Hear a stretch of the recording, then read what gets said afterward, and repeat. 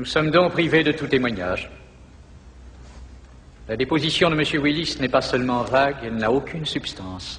Cette substance que nous recherchons, M. Sims, je pensais la trouver en vous. Je suis désolé. Et moi encore plus, M. Sims. Vous vous doutez de ce que vous m'obligez à faire, dans la mesure où je ne peux punir M. Hofmeyer, M. Potter, ni M. Jameson, et je ne punirai pas M. Willis. Il est le seul protagoniste de cet incident qui puisse encore s'enorgueillir du titre de compagnon de Baird. Je m'en vais recommander au conseil de discipline de vous expulser. Vous êtes un virtuose du trompe-l'œil et vous êtes un menteur. Mais pas un indique. Excusez-moi. Non, je ne vous excuse pas. Monsieur Slade. Tout ceci est un ramassis de conneries. Monsieur Slade, je vous demanderai de surveiller votre langage. Vous êtes à Baird, une grande école, pas une caserne. Monsieur Sims, je vais vous offrir une ultime possibilité de vous justifier. Monsieur Sims vous remercie du cadeau.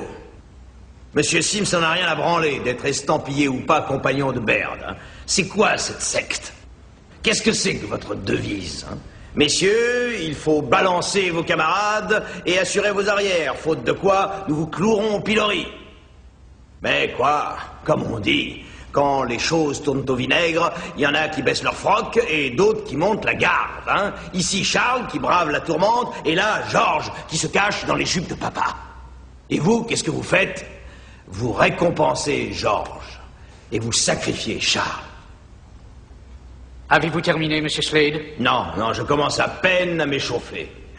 Je ne sais pas qui est sorti de cette école. William Howard Taft, William Jennings Bryant, Guillaume Tell, qui vous voulez. Leur esprit s'est éteint. S'ils en ont jamais eu un, éteint. Vous bâtissez le radeau de la Méduse.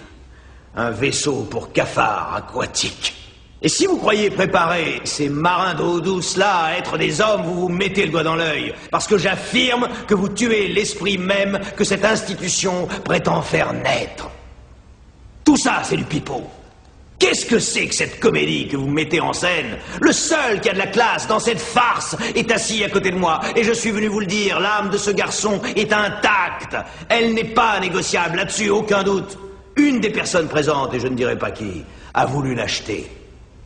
Et l'âme de Charlie n'était pas à vendre. Vous allez trop loin, monsieur. Trop loin? Je vous fais voir, moi, jusqu'où on peut aller. Allez trop loin, vous ne savez pas ce que c'est, monsieur Trask. Je vous le ferai voir, mais je suis trop vieux, trop fatigué, et bien sûr aveugle. Si seulement j'étais le même homme qu'il y a 5 ans, c'est au lance-flamme que j'attaquerais Baird. Trop loin? Mais à qui croyez-vous vous adresser, hein? Moi, j'en ai vu des choses, vous savez. Il fut un temps où je n'étais pas aveugle. Un temps où j'ai vu des gamins comme cela, et plus jeunes que cela, les jambes arrachées, les bras déchiquetés par les bombes. Mais il n'y a rien de pire que le spectacle de l'amputation d'un esprit. Il n'existe aucune prothèse pour ça.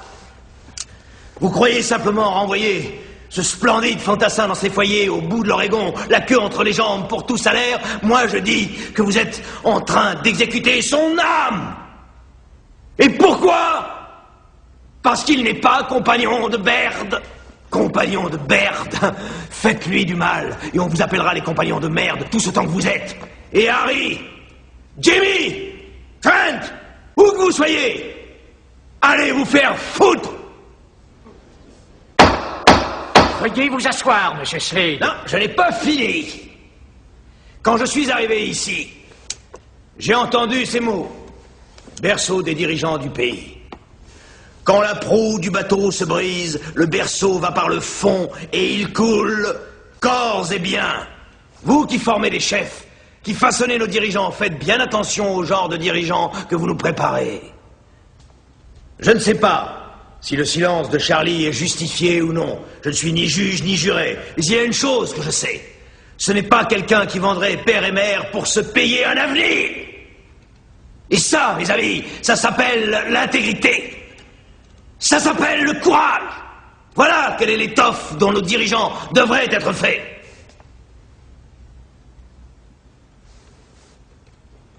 Se retrouver à la croisée des chemins, ça m'est déjà arrivé.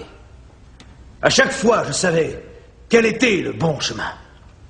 Sans aucune exception, je le savais. Mais je ne l'ai jamais suivi. Et vous savez pourquoi? Il m'aurait fallu ce qu'on appelle le courage. Et maintenant, regardez, Charlie. Il est à la croisée des chemins. Il a choisi sa voie. C'est la bonne voie. C'est une voie fondée sur des principes qui forgent un caractère. Laissez-le poursuivre sa route. Vous tenez dans vos mains l'avenir de ce garçon, mesdames et messieurs. Et c'est un avenir plein de promesses. Vous pouvez me croire. Vous ne devez pas le détruire. Protégez-le. Prenez-en soin. Et vous pourrez être fiers de lui un jour, je vous le promets.